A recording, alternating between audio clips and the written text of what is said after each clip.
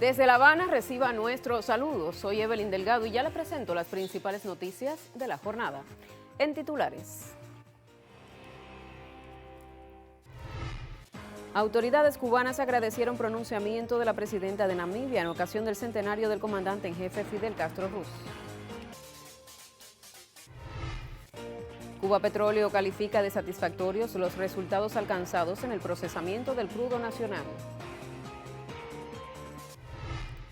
Unión Nacional de Escritores y Artistas de Cuba inicia celebraciones por su aniversario 65. Iniciamos ya con las informaciones. La presidenta de la República de Namibia, Netumbo Nandi-Ndaitwah, recordó al comandante en jefe Fidel Castro Ruz no solo como líder histórico de la Revolución Cubana, sino también como amigo de África y aliado comprometido con los movimientos de liberación de ese continente en el contexto del acto central realizado en la misión diplomática de Cuba en esa nación.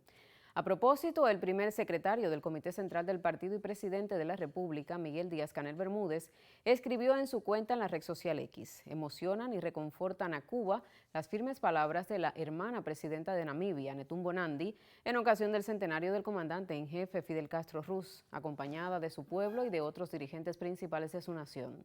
Por su parte, el canciller antillano Bruno Rodríguez Parrilla, en la misma red social, manifestó que la hermandad, solidaridad y cooperación existentes entre ambos pueblos se forjaron en la justa lucha contra el apartheid en el sur de África y por la independencia del querido pueblo namibio. En el tributo a Fidel, Nandi se refirió a su grandeza, que lo ha hecho trascender más allá de su tiempo. Mientras tanto, y con firmeza, como se ha hablado en Namibia en disímiles foros internacionales, la presidenta condenó el bloqueo económico, comercial y financiero impuesto por el gobierno de Estados Unidos contra nuestro país. En esta línea expresó: el mayor costo de ese bloqueo nunca se ha medido únicamente en pérdidas económicas. Se ha medido en sueños postergados, oportunidades limitadas y la silenciosa resiliencia de un pueblo que se ha negado a renunciar a la esperanza. Ampliamos otro de nuestros titulares. La Unión Cuba Petróleo califica de satisfactorios los resultados del tercer ciclo para el procesamiento del crudo nacional en líneas de la refinería Hermanos Díaz de la ciudad de Santiago de Cuba. La implementación de innovaciones industriales y ajustes tecnológicos para mejorar indicadores en productos derivados son indispensables en la extracción de petróleo nacional y en la producción niquelífera. El periodista Bernardo Espinosa con los detalles. La refinería con adecuaciones en sus líneas y sistemas. El diseño y procesamiento del recurso cubano devino desafío. Algunos creían que su refinación era un imposible. Directivos señalan que la planta funcionaba con materias primas adquiridas en mercados internacionales, con parámetros de viscosidad más ligeros. Estas desaparecieron tras las órdenes ejecutivas del presidente de los Estados Unidos, las sanciones y el bloqueo energético contra Cuba. El problema comprometía la producción nacional de petróleo. Y es ahí entonces donde viene el análisis y la innovación y el deseo de hacer y la experiencia de nuestros compañeros de Santiago de Cuba, del resto de las refinerías que participaron también y que apoyaron, del mismo Sergio Soto, del Centro de Investigaciones del Petróleo. La Hermanos Díaz devino escenario tecnológico. El reto estaba planteado.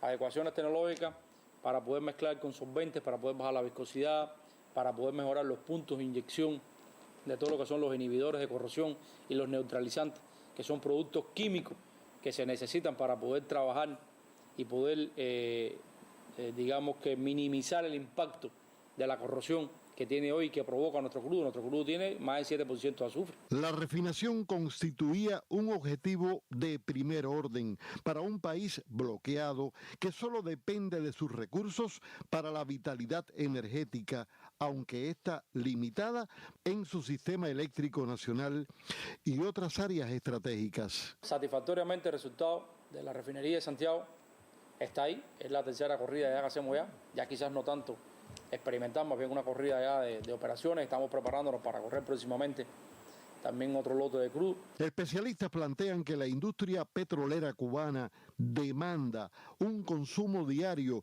de 200 metros cúbicos de nafta, solvente reductora de viscosidad, para reducir la densidad del crudo que se extrae en yacimientos matanceros. para que el producto pueda ser bombeado desde los pozos petroleros hasta la base supertanquero de Matanza, que allí, una vez que llegue, se mezcla con los crudos medianos ligeros que vienen de la región occidental del país y se crea un pool de mezcla o un crudo final o un producto final que ya se puede montar en un barco y se puede llevar para todas las termoeléctricas, que es lo que hacemos hoy. El rediseño de procesos y elementos innovadores también han permitido a la refinería santiaguera obtener otros productos derivados. Allí también producimos un diésel.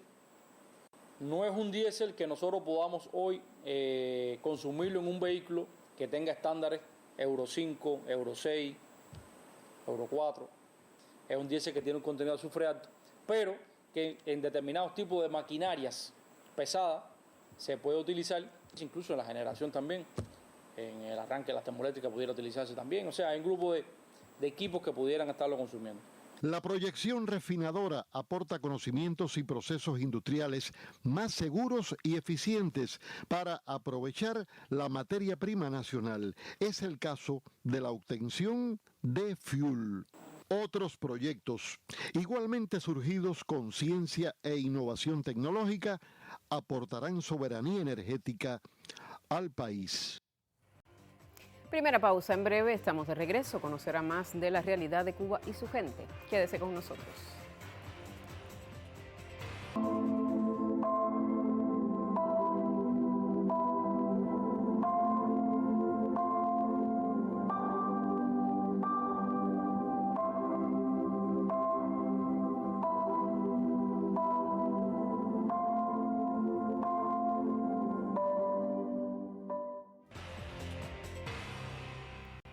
Y ya de vuelta avanzamos con otros temas. La Convención sobre Protección del Patrimonio Cultural Subacuático cumple en este 2026 25 años de su adopción.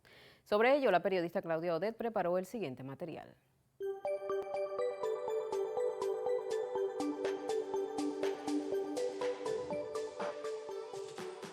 El segundo Congreso Internacional Protección al Patrimonio Cultural, realizado del 30 de junio al 2 de julio de 2026, tuvo la salvaguarda del patrimonio cultural subacuático como uno de los ejes centrales de sus debates, a propósito de cumplirse en este calendario 25 años de adoptada la Convención sobre la Protección del Patrimonio Cultural Subacuático, único marco jurídico internacional dedicado a la defensa de dicho patrimonio y del que nuestro país es Estado parte desde 2008. Cuba sea potencialmente un santuario para la arqueología subacuática, que además está prácticamente intacto. ¿Por qué? Solamente los archivos de India. Le tengo que decir que en los siglos XVI y XVII hay más de 900 registros de naufragio. Estamos hablando documentado. Cuando hablo documentado no hablo en un expediente explicando qué hizo el capitán ni qué hizo el marinero. Estoy explicando que hay un registro haciendo referencia a un buque en cuestión que naufragó, que zozobró, que terminó en un lugar de la costa de Cuba. 392 pesos históricos localizados. O sea, que sabemos dónde están en una carta arqueológica, usted tiene claridad, incluso un expediente con alguna información. 122 estudiados parcialmente, ligeramente, y 12 pesos excavados. O sea, los nietos de mis nietos van a tener trabajo en el patrimonio subacuático.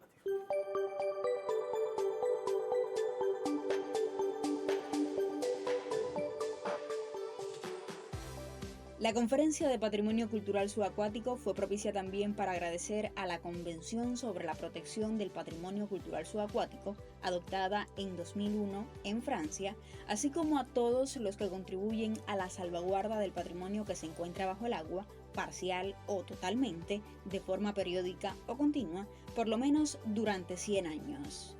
De igual forma, en ella se resaltó al Parque Arqueológico Batalla Naval de Santiago de Cuba, el cual, como resultado de su estudio y documentación, fue el primero declarado monumento nacional.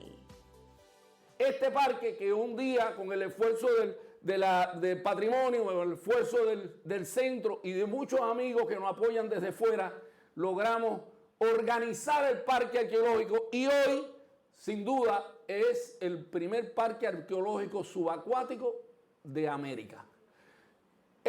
¿Por qué un estandarte? Porque no es un parque para mostrar qué tesoros tenían los barcos. Es un parque para mostrar, desdoblar, dar a conocer a nuestros niños, a grupos etarios importantes de Cuba, de qué se trata nuestro patrimonio, cuán importante es la historia para nosotros, para los cubanos. La Conferencia de Patrimonio Cultural Subacuático dejó claro que este patrimonio no es estático, como la vida misma.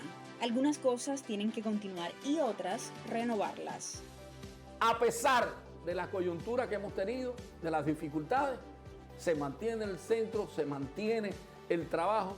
El centro no es solamente en el oriente de Cuba, nosotros accionamos en una parte grande de Cuba, tenemos incluso especialistas que trabajan con nosotros que no viven en el oriente de Cuba, que viven en Camagüey, y tratamos por todos los medios de no detenerlo.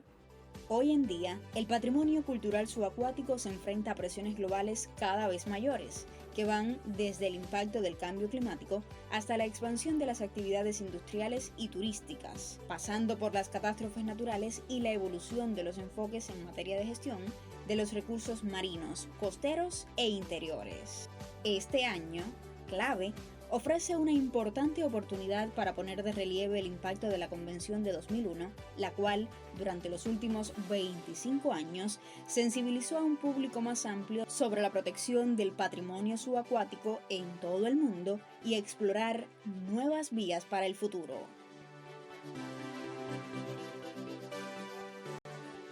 Y seguidamente vamos a conocer el pronóstico del tiempo para los principales destinos turísticos del país. Desde el Instituto de Meteorología tenemos el contacto con la máster en ciencias, Aylin Justiz. Adelante.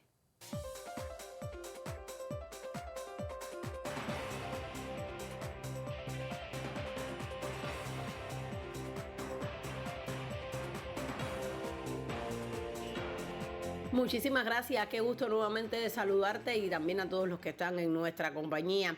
Las condiciones del tiempo en el territorio cubano durante las últimas jornadas han sido de pocas precipitaciones, mucho calor, sol, temperaturas elevadas en todo el país y ya les decía, con escasas precipitaciones. Y es que está la marcada influencia de las altas presiones con una masa de aire ligeramente más seco que ha estado limitando en general las lluvias, aunque de manera muy puntual, como es típico del verano, pudiera incrementarse áreas de chubascos y tormentas eléctricas. En las próximas horas continuarán similares esas condiciones del tiempo, poca nubosidad en los principales destinos turísticos de Occidente, sol y algunas nubes por la tarde, escasas lluvias y temperaturas en el entorno de los 33 y 34 grados Celsius. Asimismo, en la parte central también será un amanecer con temperaturas de 24 y 26 grados, bien elevadas las temperaturas mínimas, poca nubosidad, cielo despejado, sol y algunas nubes por la tarde, prácticamente sin lluvias y temperaturas en el día entre 33 y 34 grados Celsius.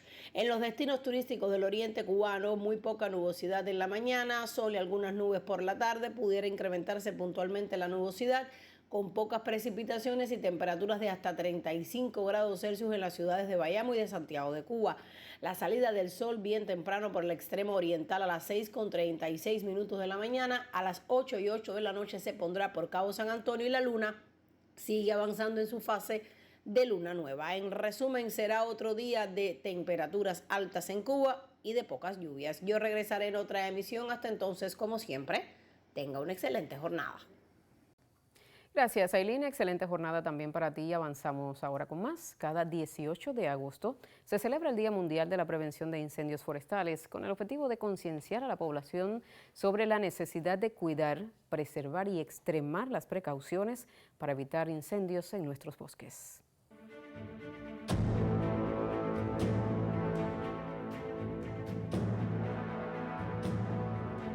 Ningún país del mundo se libra del peligro de los incendios forestales. donde grandes masas de árboles quedan incinerados, arrasando con la vida que albergan estos bosques. En Cuba, la provincia de Pinar del Río fue el territorio con mayor superficie dañada por incendios forestales en el año 2024, con unas 1.609,6 hectáreas y un total de 95 siniestros. Según datos ofrecidos por la Oficina Nacional de Estadísticas e Información, durante el año 2024 ocurrieron en Cuba unos 337 incendios forestales, un 51,9 menos que en el año precedente. La acción humana fue la principal causa de los incendios durante este periodo, provocando así 322 siniestros que dañaron unas 2.474 hectáreas. Sin lugar a dudas, los incendios forestales son uno de los desastres que más dañan la economía y el medio ambiente en nuestro país.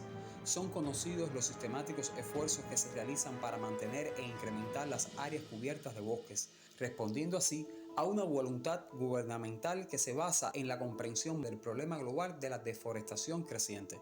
Sin embargo, los siniestros forestales devastan cada año cientos de hectáreas de bosques que demorarán décadas en recuperarse.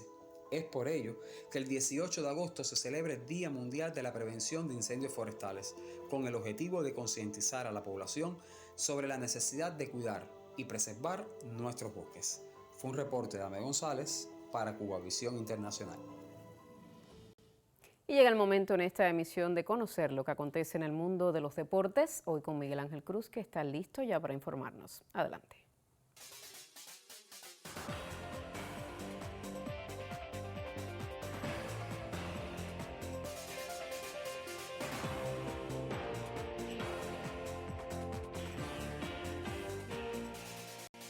Muchísimas gracias. Información deportiva en Cuba Noticias. Empezamos hablando de voleibol. El equipo masculino cubano sub-17 de este deporte se encuentra en Qatar para intervenir en el Campeonato Mundial de la categoría a desarrollarse desde el 19 y hasta el 29 de agosto.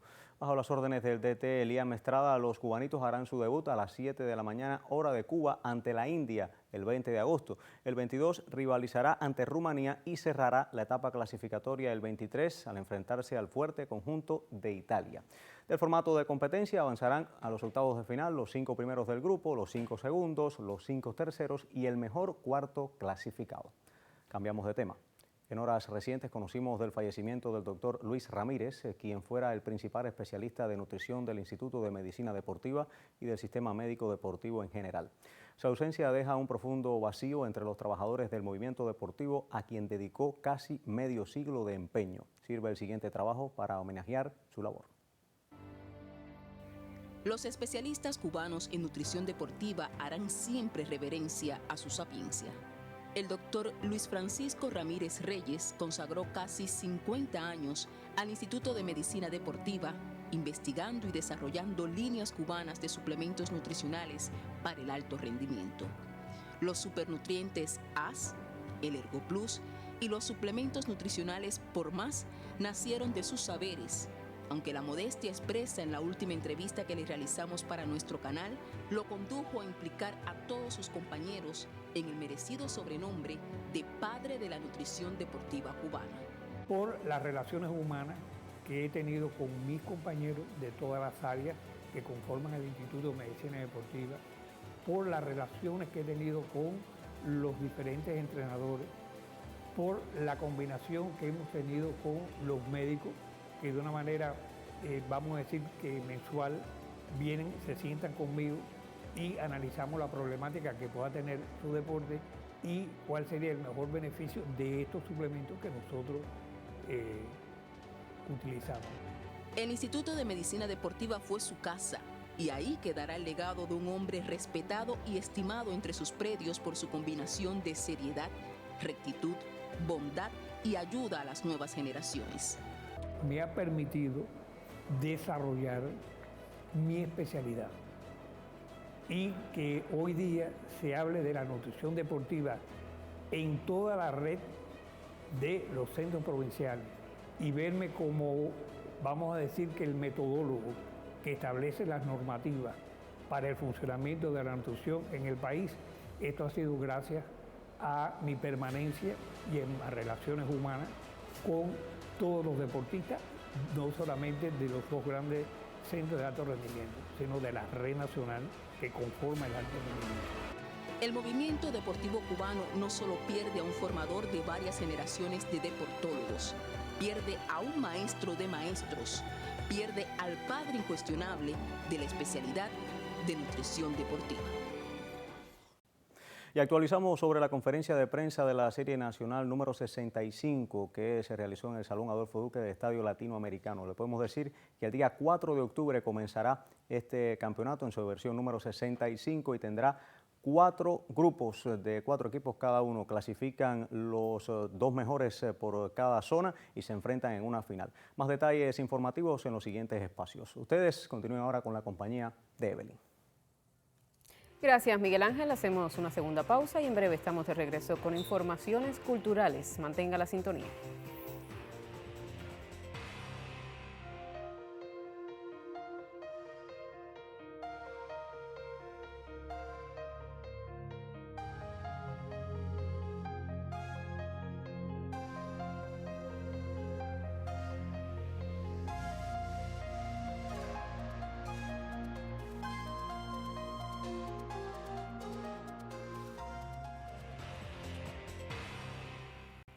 Informaciones culturales con la colega Melissa Mavis de Bardet y como siempre, Melissa, qué placer contar contigo en el estudio. Adelante.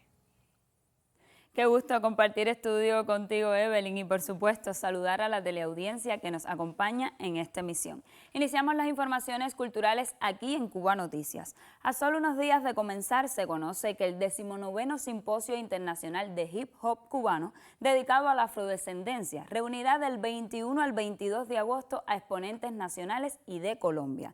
El encuentro, organizado por el Ministerio de Cultura, el Instituto Cubano de la Música y la Agencia Cubana de Rap, desplegará una programación que combina conferencias, talleres prácticos y presentaciones artísticas en la sede de esta última institución, ubicada en el municipio habanero de Centro Habana.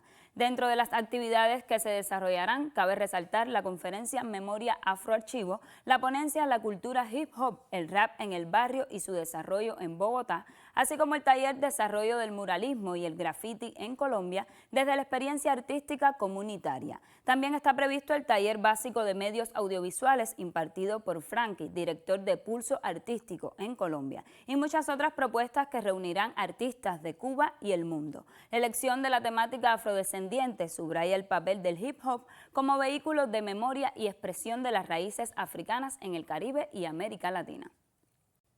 Continuamos con otras informaciones. Las luces de la Sala Covarrubias se fundieron con el rumor de una expectativa que llevaba 65 años acumulándose. En la tarde-noche de este lunes, la Unión de Escritores y Artistas de Cuba no solo celebra un aniversario, reafirma su esencia en el esplendoroso Teatro Nacional de Cuba. La periodista Vilma Avilena Hernández nos tiene los detalles de lo que allí aconteció en presencia de Marta Bonet de la Cruz, presidenta de la UNIAC, Lisette Martínez Luzardo, viceministra de Cultura, Rachel García, presidenta del Consejo Nacional de Artes Escénicas, Nancy Morejón, Premio Nacional de Literatura, así como otros intelectuales que integran la organización y el público en general. Es un privilegio para un país pequeño tener una institución como la UNIAC, que ha sobrevivido a tantas contingencias sin claudicar, recordó en su momento Miguel Barnet, el poeta que supo de aquella luz fundacional. El escenario de la Sala Covarrubias se vistió de memoria y futuro. El Conjunto Folclórico Nacional abrió las cortinas del escenario con el espectáculo Caminos, que es metáfora exacta del trayecto recorrido, fusión de raíces, búsqueda constante y afirmación identitaria. La gala que vimos hoy lo demuestra. Es una agrupación capaz de preservar las tradiciones afrocubanas, sobre todo las tradiciones más populares de Cuba, de preservarlas, de defenderlas y también de mirarlas con una perspectiva contemporánea. Como vieron los espectadores, son gente muy jóvenes, bailarines casi todos egresados de las Escuelas Nacionales de Arte de Cuba. Es decir, que tienen una formación profesional como bailarines, pero también dialogan con sus raíces, con las raíces de Cuba. Por eso ahí viste contradanza, el baile de la chancleta, rumba, conga, y en este caso dialogaron dos grandes poetas, Federico García Lorca y Nicolás Guillén. Esa fue una iniciativa de la Fundación Nicolás Guillén que la UNIAC ha asumido como propia junto al Conjunto Folclórico Nacional. La mayor meta del conjunto en estos tiempos es que el pueblo se siente identificado con esa cultura, con su cultura. El término folclore y tradición es evolutivo. Asimismo evoluciona el pueblo, evoluciona el ser humano, las costumbres van cambiando, las costumbres van pasando de mano en mano y esta generación tiene que sentirse identificado con ese folclore que lo acompaña, con su tiempo. Somos un río de agua siempre renovada que desemboca en el océano de la humanidad. Y entonces estamos en eso, estamos tratando de identificar, resignificar, mostrar una nueva escritura de la danza folclórica que se parezca a los tiempos de hoy. La música, la danza y la poesía se entrelazaron en un mosaico que recorrió diferentes puntos y géneros, porque la UNEAD, como dijo Barnett, es la unión de todas las manifestaciones única en el mundo. Vilma Vilena Hernández, Cubavisión Internacional. Esto ha sido todo por hoy en cuanto al acontecer cultural. Gracias por su atención. En próximas emisiones regresamos con más. Gracias, Melissa. Así concluye esta emisión de Cuba Noticias. Otras informaciones en próximas emisiones y también en las plataformas digitales. Tenga presente que estamos en Facebook, X y YouTube. Gracias por la sintonía.